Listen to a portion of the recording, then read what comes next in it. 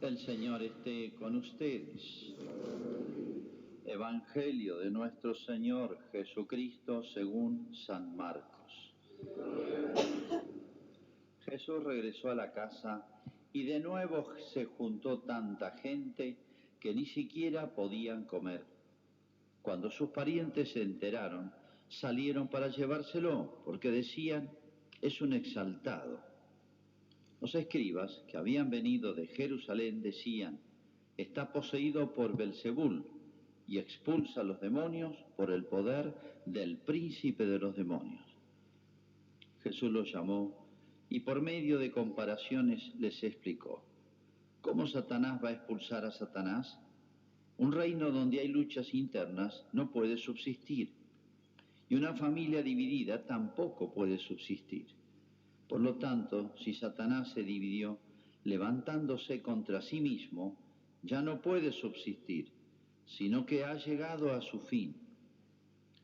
Pero nadie puede entrar en una casa de un hombre fuerte y saquear sus bienes si primero no lo ata. Solo así podrá saquear la casa. Les aseguro que todo será perdonado a los hombres, los pecados de cualquier blasfemia que profiera. Pero el que blasfeme contra el Espíritu Santo no tendrá perdón jamás. Es culpable de pecado para siempre. Jesús dijo esto porque ellos decían, está poseído por un espíritu impuro. Entonces llegaron su madre y sus hermanos, y quedándose afuera lo mandaron llamar. La multitud estaba sentada alrededor de Jesús, y le dijeron, tu madre y tus hermanos te buscan ahí afuera. Él les respondió, ¿quién es mi madre y quiénes son mis hermanos? Y dirigiendo su mirada sobre los que estaban sentados alrededor de él, dijo, estos son mi madre y mis hermanos, porque el que hace la voluntad de Dios, ese es mi hermano, mi hermana y mi madre. Es palabra del Señor.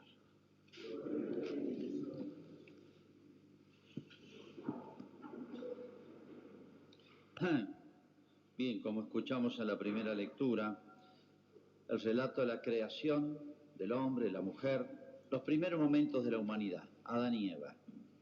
La tentación del demonio, en forma de serpiente, pero bueno, es el demonio, y bueno, lo hace caer Adán y Eva, interviene Dios. Y dice esta frase tremenda, clara, que explica toda la historia de la humanidad.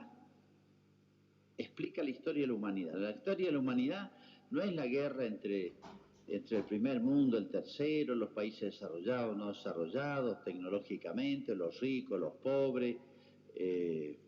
La lucha al fondo es entre el bien y el mal.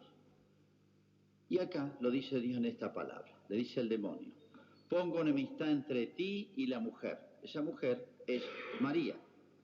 Entre tu linaje, lo que engendres, o sea, los que sigan al mal, sigan la tentación del demonio, y su descendencia, la descendencia de la mujer, que es Jesús.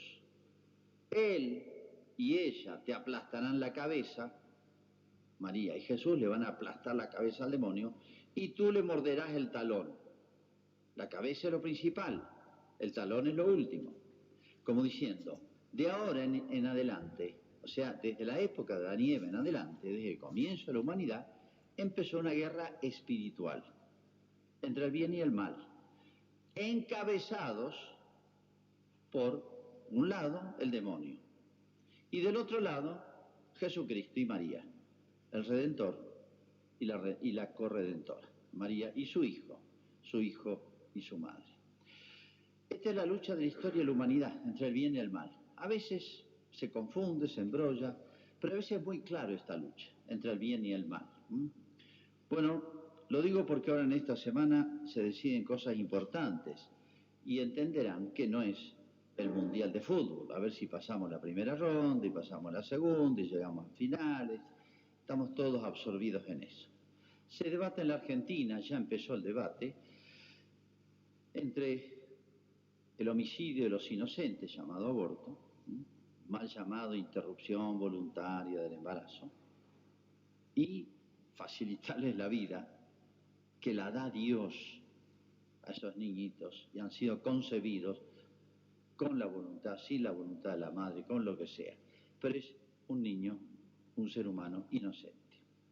Pero para entender esto, creo que todos los que estamos aquí nos damos cuenta dónde está el bien y el mal. Es una batalla clarísima ahora. Hay momentos en que es difícil saber dónde está la postura correcta, o a veces no está ninguna de dos o tres posibles. Acá es muy claro, acá no hay que dudar, ni tendría que haberse discutido este tema.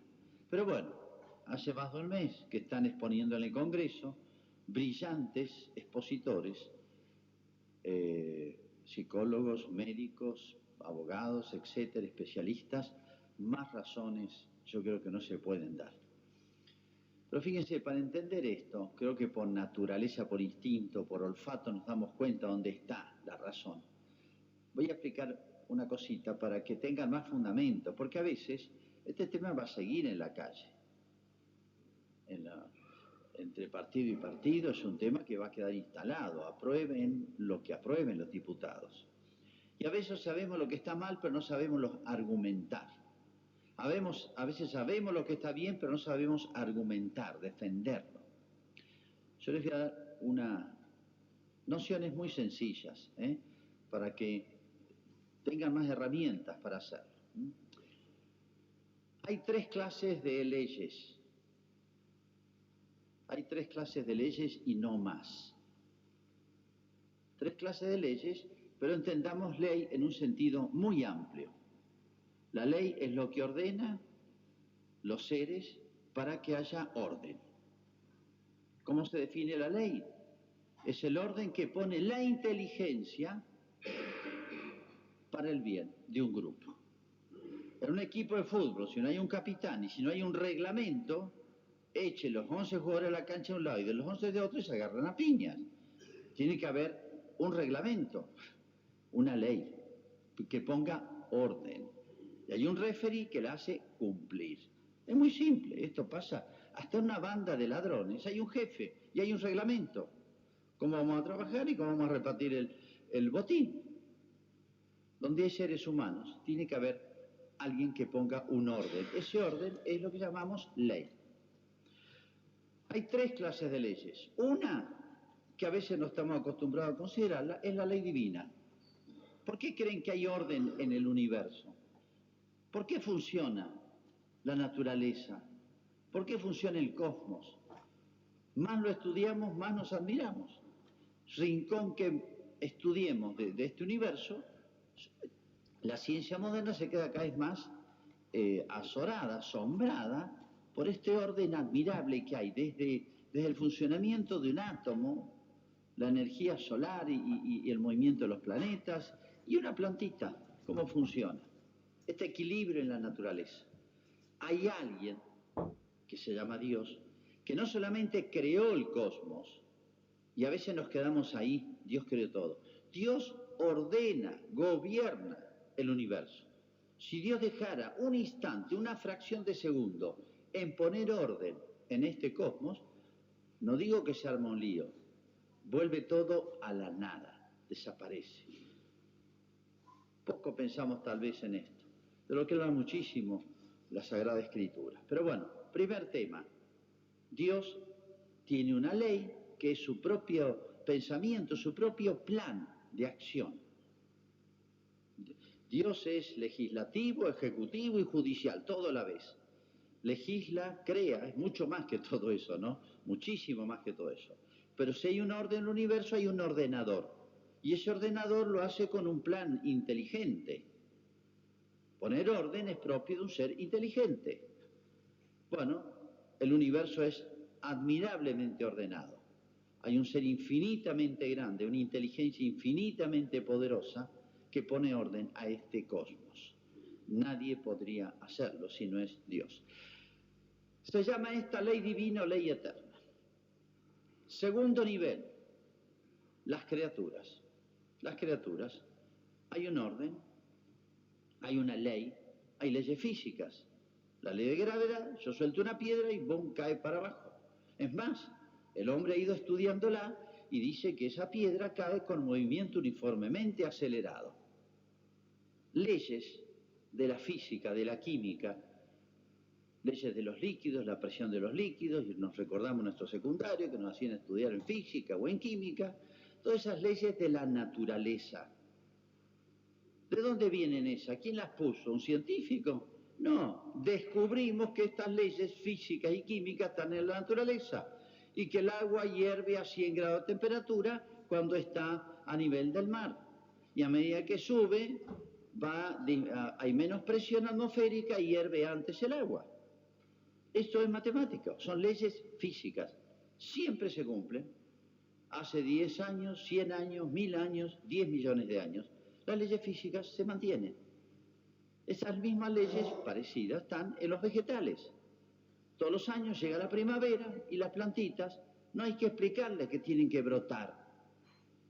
Calienta el sol, empieza a removerse, hacen una combinación química por la fotosíntesis, empieza a circular la savia, por un admirable mecanismo de presión, de ósmosis, empieza a circular las savias, brotecitos, flores, frutos.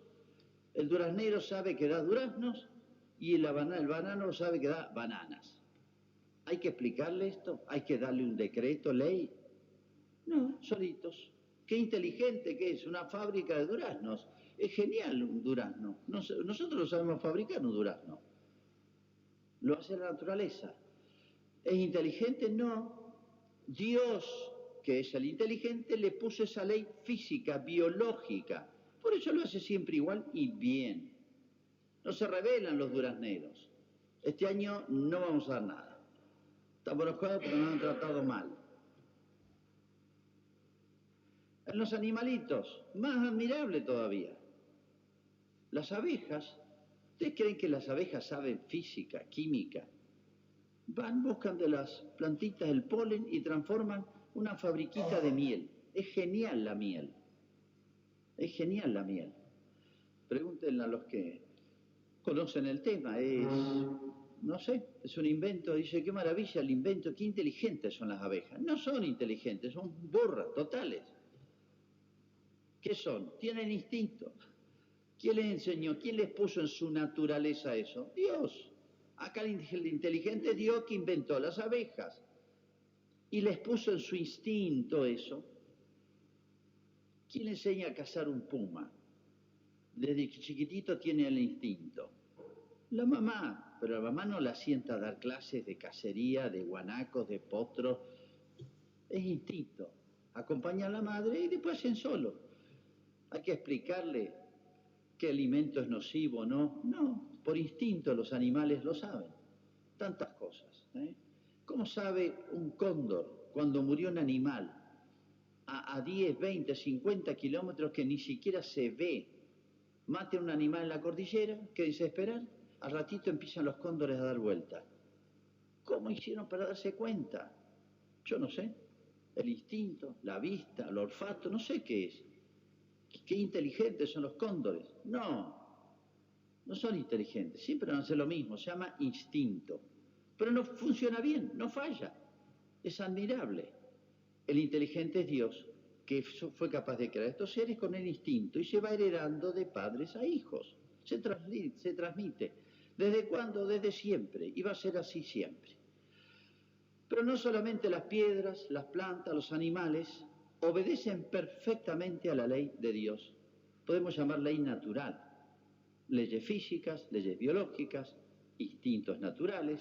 Funciona bien. Llegamos al hombre. Y aquí empezó el problema. Dios hizo lo mismo con el hombre. Le dio una naturaleza, como le dio una naturaleza a la piedra, al duraznero y al puma y al cóndor. Pero hay un detalle. El hombre es imagen y semejanza de Dios, más noble, más alto, y tiene inteligencia y voluntad, y por lo tanto tenemos libertad.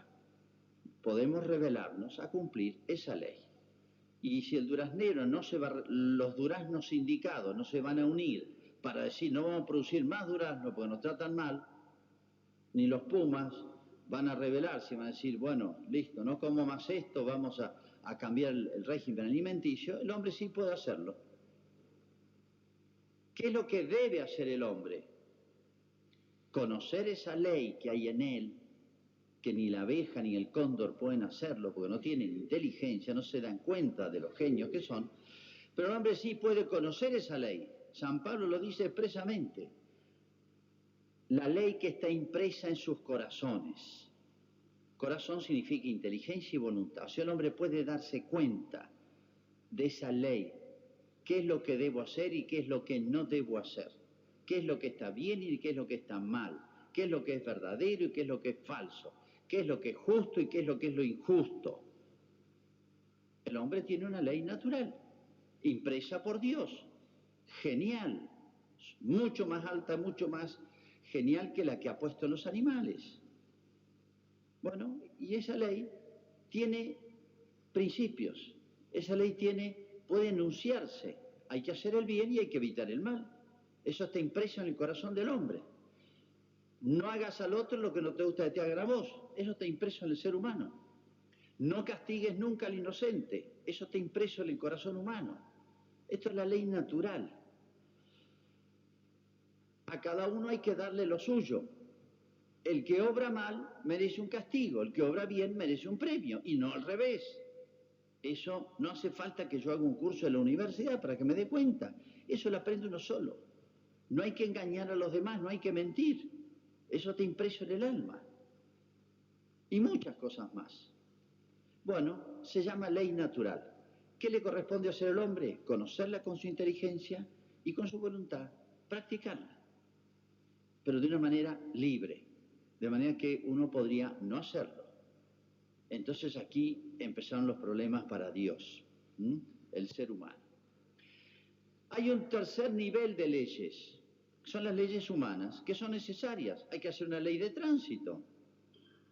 El orden natural me dice, si van a transitar mucho con vehículos peligrosos en un centro urbano, hay que poner un orden. Conserve la derecha, el semáforo tiene su código, el que maneja también tiene que tener sus condiciones, etc.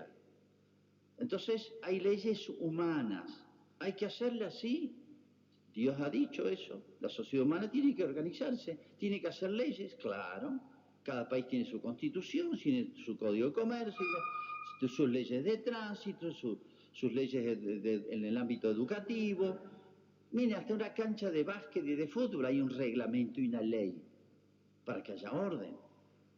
Ahora, esa ley la hace el hombre a su capricho, según la voluntad popular, como se habla mucho. No. El hombre, para respetar el orden que ha creado Dios, le dio la inteligencia.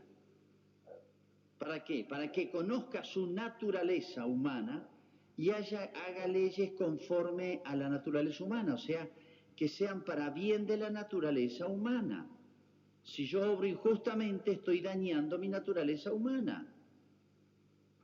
Entonces, las leyes humanas, cada país tiene las suyas, las leyes humanas deben inspirarse, deben basarse, deben ser las conclusiones, deben reglamentarse según el orden natural.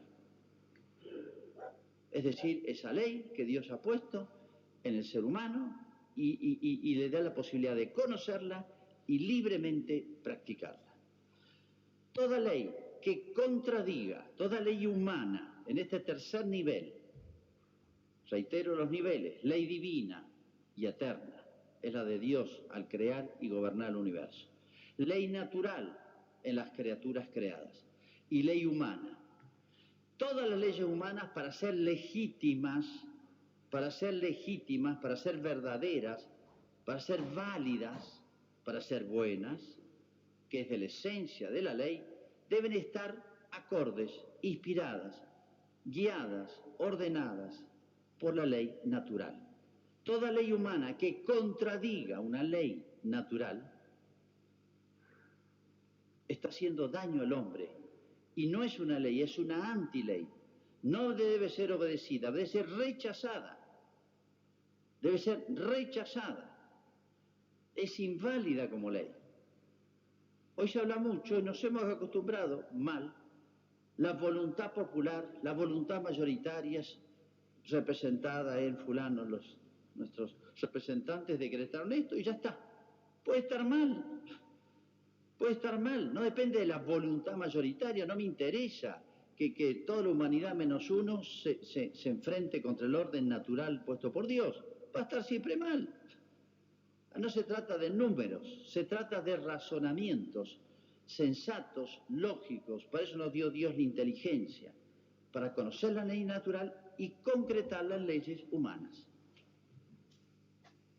Lo que se debate ahora no se discute, se está discutiendo si vamos a matar, no individualmente, sino el Estado va a apoyar, va a legitimar, va a apoyar, va a sustentar el homicidio sistemático de niños, seres humanos inocentes, pena de muerte organizada por el Estado para matar inocentes e indefensos.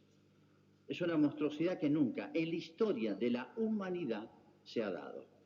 Esto ni Hitler, ni Stalin, nunca, repito, en la historia de la humanidad. No conozco.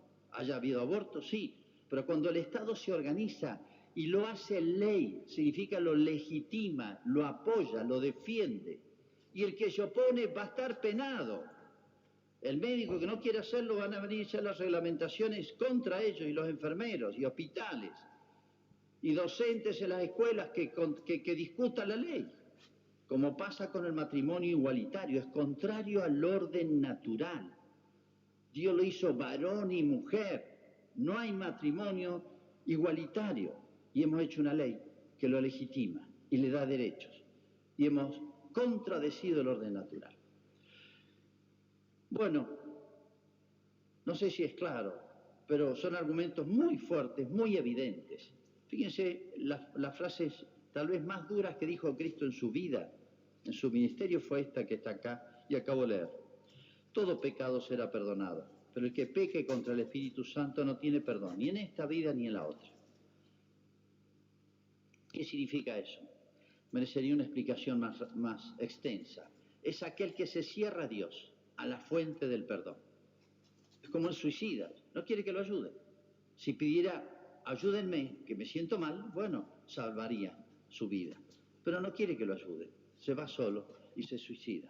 Este es el suicidio moral de la humanidad. Esto es peor que perder el mundial y todo junto. Entonces, fíjense, uno de los pecados contra el Espíritu Santo es impugnar la verdad evidente enseñada por la inteligencia y por Dios. Repito, uno de los pecados contra el Espíritu Santo son varios.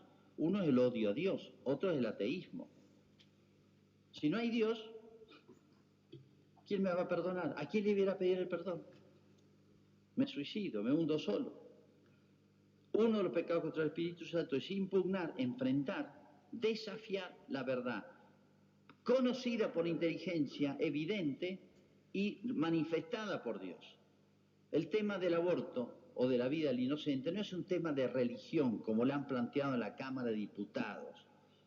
Es un tema de humano, también religioso. Pero decir, es una cuestión religiosa, es como de reducir a la subjetividad. ¿Cómo hay libertad de práctica religiosa? Bueno, unos dicen que sí, otros que no, una cuestión totalmente opinable y subjetiva. No, esto no es opinable y subjetivo, es evidentemente claro. Para la razón, como ser humano peleo esto, como ser humano discuto esto, mucho más como cristiano. Dios ha hecho admirablemente las cosas. No dejemos nunca de sorprendernos, admirarnos y estar siempre agradecidos que nos ha dado tantas ayudas y ha creado este hermoso cosmos. Sería tan hermosa la vida en la tierra si siguiéramos la voluntad de Dios. No sé qué va a pasar. Yo todavía espero un milagro. Un milagro. Pero temo que se resuelva mal esto. Y esto se transforma en lo que la Escritura llama pecados que claman al cielo. Pecados que claman al cielo. ¿Cuáles son? Aquellos pecados que se hacen sociales, se hacen públicos, se hacen cultura, se difunden. Todos se hacen los tontos. Bueno, miran para otro lado, unos lo promueven, otros no lo combaten, y entonces interviene Dios. Dios tiene que intervenir, pero no puede dejar que tan impunemente se afecte a tantos inocentes. Son pecados que claman al cielo, así lo llama la Sagrada Escritura, en los cuales interviene directamente Dios. Y Dios enojado. Temo a Dios cuando se enoja. Terrible es el Señor, dice un salmo, en el consejo de los santos. Bueno, que Dios nos ayude, sigamos rezando, pensando más en esto que en el Mundial, y ojalá siempre volvemos a esperar en una Argentina donde vivamos conforme a la ley de Dios y seremos un pueblo feliz. Hacemos nuestra profesión de fe. Creo en un solo